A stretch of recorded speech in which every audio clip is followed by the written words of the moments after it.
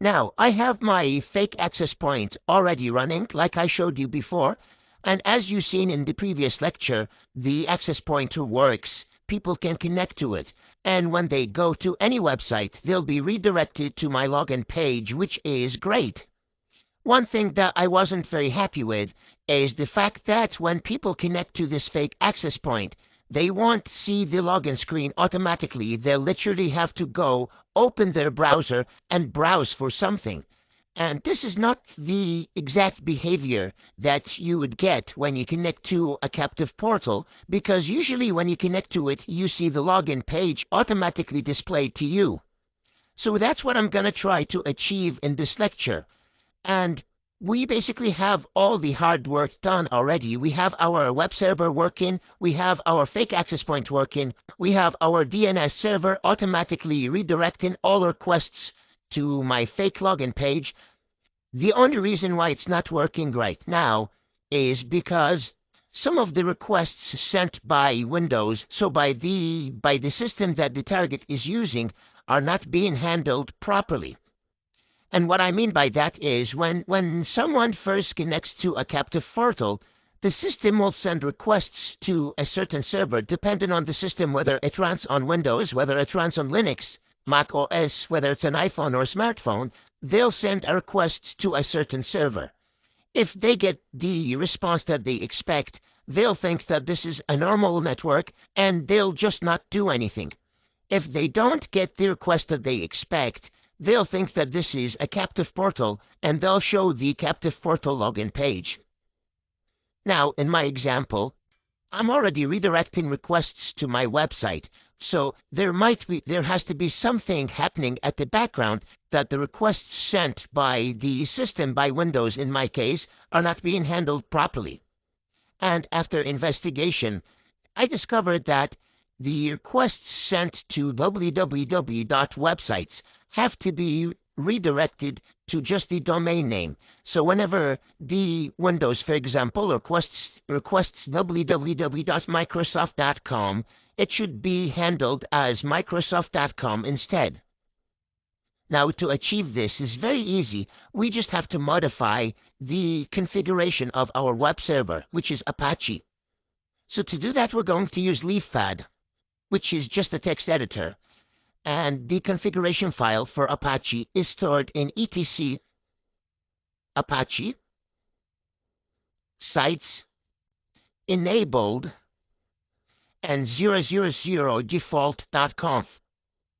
So we haven't done anything complicated so far. We're doing LeafPad, which is a text editor, and we're trying to open this file, which is the configuration file for Apache. I'm going to hit enter. And you should get something like this because this is the default file. It's not modified at all.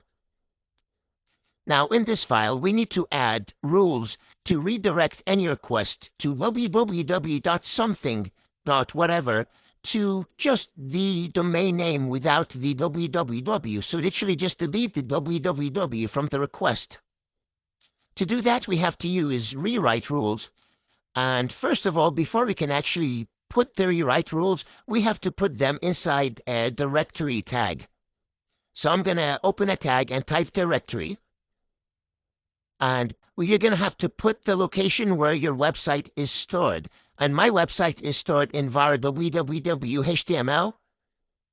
And I'm just going to close the directory tag as well, so I don't forget that. So it's similar to writing HTML code. And inside this directory, we're going to add the rewrite rules that would redirect any request for www.something.com to the same request without the www. At the start. Again, like I said, we're going to use rewrite rules, and I already have them in here, and I'm going to include them in the resources of this lecture. Now, I'm not going to dive too deep about what these rules do. Basically, we have to first enable the rewrite engine, which basically enables the rewrite rules. Then we specify the rewrite base, which is the root, the web root. And then we have the condition. So this condition works based on regex, so it uses regex. And if you have any programming experience, you probably have used regex before. regex is a big topic, so I'm not going to be covering it. But basically what it does is it matches whenever it sees a www dot, and it ignores whatever that comes after the www dot, and it's going to rewrite it as whatever that came after the www dot without the www. Whenever a request comes to us with a www at the start, it's going to match this condition right here.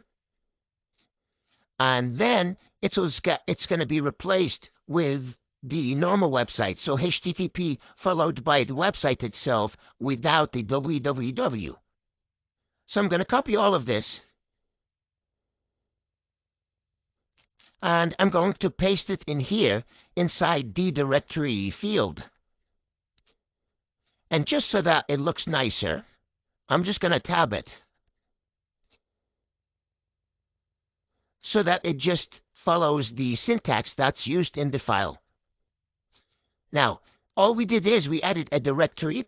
We specified the location where we have our files stored in the web server. And we added the rewrite rules that will redirect any request for a www website to the same website without the www. I'm going to save this, quit it, and then I'm just going to restart my web server. So we're going to do service, Apache 2, restart. And now let's go and try to connect to our website. So I'm going to close this. I'm going to go here, disconnect. And now that I'm disconnected, I'm going to connect again. And as you can see, now we made progress. The browser got automatically opened for us. It's automatically trying to go somewhere. But the problem is we're getting a not found message. So this message is actually coming from my own web server. So I'm being redirected to my web server. But if you look at the URL here closely, you'll see that it's trying to go to some location on go.microsoft.com. So we have a DNS server running, and that's redirecting any request to our website. So if you literally just go to go.microsoft.com, so I'm just going to open this in a different tab, you'll see that will get redirected to our page, which is cool, which is perfect. The problem here is automatically Windows is adding all of this after the domain name. And that's why we're getting a not found error, because on our web server, we don't have such files or directories. So we need to configure our web server again so that the not found error gets redirected to the home page, to the index in here. Again, now we're going to go to Kali. We're going to open my web server configuration at sitesenabled000default.conf, same file. And in here, I'm going to configure my web server so that if a file is not found, it will redirect the person to the home page where the fake login page is installed. To do that, all we have to do is just say error document 404. So whenever you get a 404, which is a not found error, go to the web root, go to the base of the web server. So we're adding just literally one line, and we're just saying error document. And that's what Apache uses to handle errors. And we're saying if you get a 404 error, then just go to the web root. Now this will actually work. I've obviously tested it before, and it'll work with Windows, OS X, and all that. But to get it to work with smartphones, and specifically iPhones, we actually need to also add a rewrite rule that will redirect anything that is not found to the home directory. So this is the rewrite rule that'll do that. Again, I'm just going to copy it and place it in here inside the directory. And I'm just going to tab it again, just so that it follows the syntax. And this rewrite rule, as you can see, first we have the conditions in here. So if the requested file name is not found, it's going to redirect that request to the web root in here. So we added 2 lines now. We added the first line in here. It works for pretty much everything, and it just redirects any 404 not found error to the web root. And we also added a rewrite rule that'll do the same, just to make sure that this will also work against smartphones. I'm going to save this, quit it. Again, restart my Apache. And let's go back to the Windows machine. I'm going to close this. Disconnect from the network. And connect again. And let's see what happens. And perfect, as you can see now. As soon as we connected, the login page got displayed to us. So as you can see, even though there is stuff coming after the domain name, we have a working login page where we can go and log into our service. And then the hacker or us will be able to sniff the password. You can also see here on top, this was never displayed to us before, so you can see Firefox is automatically detecting that this is a captive portal and is telling us that we must log into this network to access the internet. And again, it's given us a button here that we can click to log in, which will again take us to the login page.